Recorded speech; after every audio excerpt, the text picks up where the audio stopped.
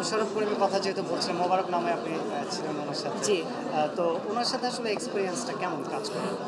আমার যতদূর মনে পড়ে যে আমার ক্যারিয়ারের প্রথম দিকে মোশাররফ ভাইয়ের সাথে আমার কাজ হয়েছে কয়েকবার, এবং আমার খুব চ্যালেঞ্জিং একটা কাজও হয়েছে ওনার সাথে। সো মোশাররফ ভাই আসলে উনি একজন শুধু গুণী অভিনেতা না, উনি হচ্ছেন এমন একজন মানুষ, যেমন সেটে থাকলে যদি কোনো একটা লাইন, কোনো একটা যদি ডায়লগ মনে হয় যে আমি এইভাবে দিব, এইভাবে না দিয়ে একটু ডিফারেন্ট ওয়েতে দিব, সেটা উনি ধরিয়ে দেন। এবং আমার কাছে মনে হয় যে প্রত্যেকটা আর্টিস্ট ওনার কাছ থেকে কিছু না কিছু শিখতে পারে, ওনার কথা বলা, ওনার চোখের এক্সপ্রেশন। সো এইটা আমার জন্য অনেক বড় একটা ব্লেসিং যে আমি ওনার কাছ থেকে অনেক কিছু শিখতে পারি। বাংলাদেশের ফিল্ম তো অনেক এগিয়ে যাচ্ছে, গত বছর থেকে বেশ ভালো কাজ হচ্ছে। তো ফিল্মের কোনো প্ল্যান রয়েছে কিনা বা কথাবার্তা হচ্ছে কিনা?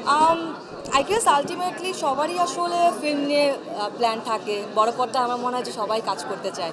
সো যেহেতু বড় পর্দা এখন ভালো ভালো কাজ হচ্ছে, ফেস্টিভ্যালের কাজ হচ্ছে, সো আই বিলিভ যে যদি ভালো কোনো গল্প হয়, ভালো ডিরেক্টর হয় এবং সিনেমা যদি মনে হয় যে মনের মতো, তাহলে আমার মনে হয় সবাই কম বেশি কাজ করবে। রিসেন্টলি আমি একটা ওয়েব সিরিজের শুটিং শেষ করলাম, ডিরেক্টেড বাই নুহাস। অ্যান্ড এইটা আসলে যদি আপনারা দেখে থাকেন, এইটার সিকুয়েল 2 যেহেতু আসতেছে, সো আমার অপোজিটে ছিল মোশাররফ করিম ভাইয়া। সো মোশাররফ ভাইয়ের সাথে সামহাও আমার এই বছর অনেকগুলো কাজ করা হয়েছে। আই থিঙ্ক এবার আমাকে ওয়েব সিরিজে দেখবে, ওয়েব ফিল্মে দেখবে এবং আরও কিছু ফিকশনও দেখবে ঈদে।